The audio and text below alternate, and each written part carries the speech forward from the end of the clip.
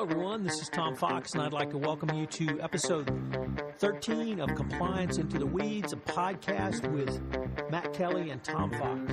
Today, we look at the controversy surrounding the price increases by Mylan Labs of their product EpiPen. We consider it from the corporate governance angle. We take a look at it from the executive pay and see how the executive pay incentives may have led to this price increase.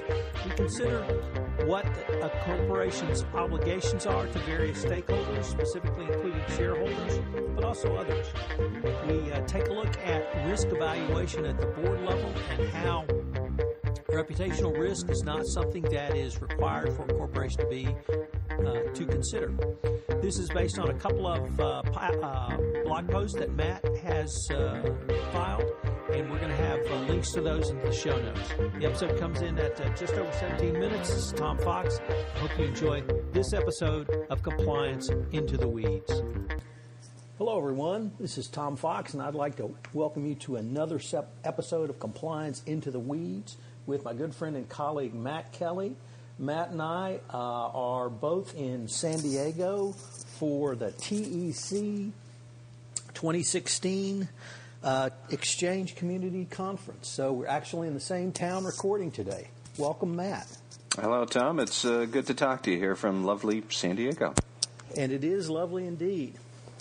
Well, Matt, you wrote a couple of very interesting blog posts on one of the newest, or I suppose we should say this past week's most interesting corporate FUBARs around EpiPen. And you used it as a platform to discuss a couple of things that I've been thinking about for a while. So I will link to your blog post in the show notes. But you have one post entitled EpiPen Fiasco Shows Corporate America Like It Is. And then a second blog post entitled Another Governance Problem Mylan Calls Out. So I'm going to see if I can set the stage a little bit, and then maybe you can go into it. Sure. EpiPen is a product which helps people who've gone into epileptic shock of some type. And it is a drug that's administered. It can be administered anywhere from a school to a Little League field to really anywhere to help get someone calmed down enough to get them into the emergency room. And the price was relatively low, about $50, I think, so that most people or organizations could have one available to them. And the company that does not own the patent to it, what they own the patent to, it turns out, is the delivery system. Mylan has increased the price to $600. And the other thing to note is that there is a shelf life for EpiPen. And I think it's about a year. So It's something that you have to replace on some ongoing basis. And this is, unfortunately, another example of a pharmaceutical company which has significantly jacked up the price of something that was relatively low and caught a lot of public and reputational flack for doing so. But you took a look at it from a couple of interesting angles. So with that introduction, why don't you tell us what you thought about the executive compensation angle? Sure. I mean, I thought that this will probably wind up being the big corporate governance fiasco of the year when the corporate governance theorists and purists like myself go and try and look back at 2016. What Mylan Labs did, and it's led by its CEO, a woman by the name of Heather Bresch, they really willfully adopted a strategy to maximize revenue by raising prices on their product simply because they can. And a simple way to think about EpiPens is these are the things that people jab into their thigh when you might have a reaction to a peanut allergy.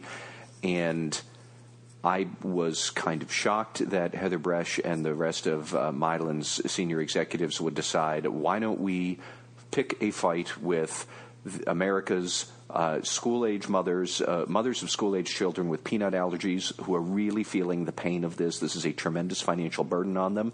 And there are few forces in the world who can get themselves up and in your face as parents of young children who are facing enormous, unexpected health care costs, which is what Mylan created for millions and millions of people. What I thought was interesting is that Mylan raises the price to really, legally allowable, but ethically unjustifiable levels, I think. Mylan was making a profit on the EpiPen at $100, much less $600. But when they announced this, of course, there was the expected public backlash, and so Mylan, rather than say we're going to cut the price, said we're going to keep the price where it is, but we will give coupons to consumers so they don't have to pay out-of-pocket expense. Then they said that we're going to come out with a generic brand of EpiPen that will compete with themselves, but they're still not going to cut the price. And it really got into this issue of executive compensation and governance, because if Mylan cut the price of the EpiPen, that would cut its future revenue, and it would therefore lead to a lower stock price, lower earnings per share, and Mylan's executives, including its CEO, Heather Bresch, are paid on adjusted earnings per share. So you have to keep the shell game going of high list prices that will ultimately get paid by insurers, and then, of course, consumers are still going to pay for this because your insurance premiums are still going to be higher to cover these costs. But, you have to keep the shell game going so that you can hit your maximum performance-based payout, which Heather Bresch had millions and millions of dollars at stake here for performance-based pay, half of it based on sales of drugs such as the EpiPen. I won't go into all of the executive compensation plan details here, but if you look at their proxy statement, you see the company designed its executive pay plans so that Heather Bresch really had no other alternative than to do what she did, of raising the prices and passing them on to consumers in one way or another. And it really gets to questions about corporate ethics, the role corporations play in society. I'm more struck by anything else that when you see this, why would anybody be surprised that consumers have such a low opinion of corporate America when it is legally permissible to do this? And really, the company has very little choice except to do something like this because it is designed to maximize profit. And then we can get into larger questions about the role of shareholders versus other stakeholders. But compliance officers who deal with cynical employees all the time, and you wonder, how do they get so cynical? Well, this is how they get cynical, because they have these other problems in the other parts of their life where they're a consumer. When they're not working for you, they're a consumer for somebody else. And why should we be surprised that corporate America has such a low reputation when this is the sort of situation we are designing ourselves to do?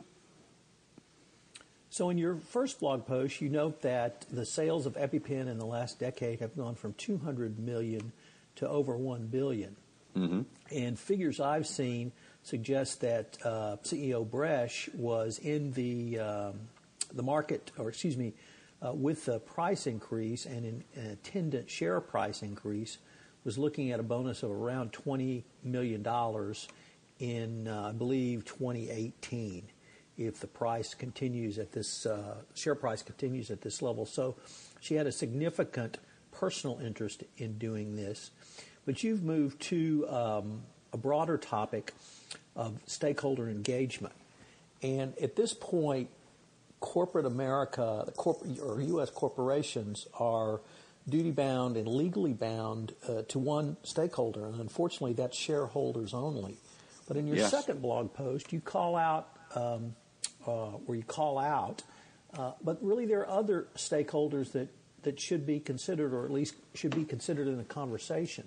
So what are some of the other stakeholders, and how do you think we can begin to address some of their concerns in addition to shareholders? Well, clearly some of the other stakeholders include business partners, for example. The immediate people really left holding the bag with Mylan Labs' price hike aren't consumers right now because of these coupons and generics and whatnot, but they are insurance companies who are still going to pay top dollar price. You have the consuming public first as customers, but also just as general citizens in society who eventually will show up to vote, and then they will elect lawmakers who will make laws that do affect companies. At the very least, I think that sometime soon we might see again another congressional hearing about drug price hikes, which we saw, I believe, earlier this year or late last year, whenever it was that Valiant Pharmaceuticals was in the news for something similar. Martin Shkreli was in the news from Turing Pharmaceuticals, where both of them came across as very unrepentant jerks, and I think unrepentant is probably the good adjective for Heather Bresch as well. She gave a very interesting and I think honest interview in the New York Times where she said, "I'm running a business. It's a for-profit business. My job is to make the most profit possible." She's right, and she's doing a very good job of it, but she's doing it at terrible non-financial damage to the company. Financially, Mylan is going to be doing quite well if this strategy holds. But what I really thought about was, where was the compensation committee when Heather Bresch had these pay plans drawn up that would inevitably lead her to do these things that she's done? Well, the compensation committee... That's where I really thought, this is where you really got into the weeds, so I'm glad you led into that because I was about to. And so why don't you walk us through what you discovered in terms of what the requirements of the compensation committee are under corporate America law? I remember thinking that, wait a minute, the compensation committee is supposed to be thinking about risks that the company might take, excessive risks due to excessive pay packages. And say, well, this clearly is a big risk for Mylan because they shot their public reputation in the head with this idea. And, this idea was driven by oversized executive pay. Well, shouldn't the compensation committee have put some thought into this? And when you really look at corporate securities law in this country, the comp committee can't look at non-financial risks like this. The law very clearly says you have to be thinking about excessive risks in a financial context. Is somebody somewhere going to be gaming the system, committing fraud, inflating revenues, or something like that so that they get a big fat commission and walk away?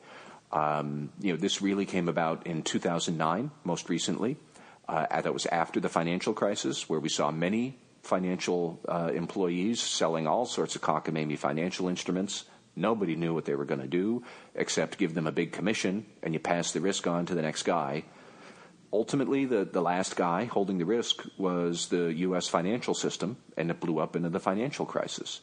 Now, that's all good, but the comp committee really doesn't have any duty to consider non-financial risks like reputation risk. It doesn't have to, and I think you could even make the argument, some people could, that the comp committee and the board don't have the discretion to rethink executive pay and other practices around those risks. It really is all about material adverse financial impact. That's the phrase. It's right there in the regulations. That's what they have to obey. Is there a material financial impact to Mylan for doing this? I think you might see it for a while, but it doesn't get defined in the income statement. It gets defined more as public reputation, share price, and things like that. Things that boards say they want to worry about. But ultimately, they're not duty-bound to worry about those. They're duty-bound to worry about, did we hit the numbers? Are the numbers accurate? And that's it. Well, Matt, in reading your piece, I had really a little bit different take, and it was the following, that the SEC regs, which were adopted in 2009, as you articulated, focused on the financial crisis of 2008, and they, of course, were built on what happened with Enron and WorldCom, leading to Sarbanes-Oxley. But as we have managed the risks that appeared in 2008 and have compensation committees have become comfortable and mature in managing those risks, new and other risks have arisen. And so perhaps the reputational risk that you articulated is next for a compensation committee or a board to manage. And that will be what the regulators look at next, because clearly at this point it's material adverse impact on financial results. But because reputational risks have become so incumbent and so important and can negatively impact share prices and market value, that now regulators will add this to something that boards or at least compensation committees could and should evaluate and put in their 10Ks as well. So maybe we're moving in that direction. I mean, I think it would be a good idea to give boards more power and flexibility to consider those sorts of issues and to consider those dimensions to company risk. Are regulators really going to get to do this? Certainly with the presidential election looming, I don't think so, at least until next year. And if one candidate gets in versus the other, that could certainly have a very different consequence for when we might get around to it. But it would ultimately raise the question of who gets to decide we're not going to put the pedal to the metal on maximizing revenue because we want to consider other stakeholders and other risks they might find material. Other stakeholders, like consumers, would find reputation to be very important. And how do you quantify, is that a material risk that the company has to worry about at the expense of shareholders and their financial interests? I don't know. I'm not saying it's easy. But right now, you could clearly make an argument we don't have to, or we're not even allowed to, consider those kind of variables at all. And I think that's what Heather Bresch was trying to do, saying, I'm a for-profit business. I was trying to make profit. She has a point, and it can't be dismissed, but if this is the result of it, you can't say it's a good one. And I guess thinking about it in terms of sort of my specialty of anti-corruption compliance, I do see a linear move from the regulators as some risks have become better measured and better managed, and new risks or other risks pop up. They direct companies to manage those new or other risks. And so perhaps that's what we may see in this area as well. But the reputational damage is something that is becoming more and more important. And I think you're right. At the end of the year, when the corporate governance geeks like yourself really take a look at some of the fiascos of the year, this one may be right up there in the conversation. Yeah. So unfortunately, we're near the end of our time. But you had a great post today about the first day of the user conference, so I look forward to seeing your blog posts as well and continuing the conversation from what you learned this week. All right. Thank you, Tom. Okay, Matt, till next time. Take care.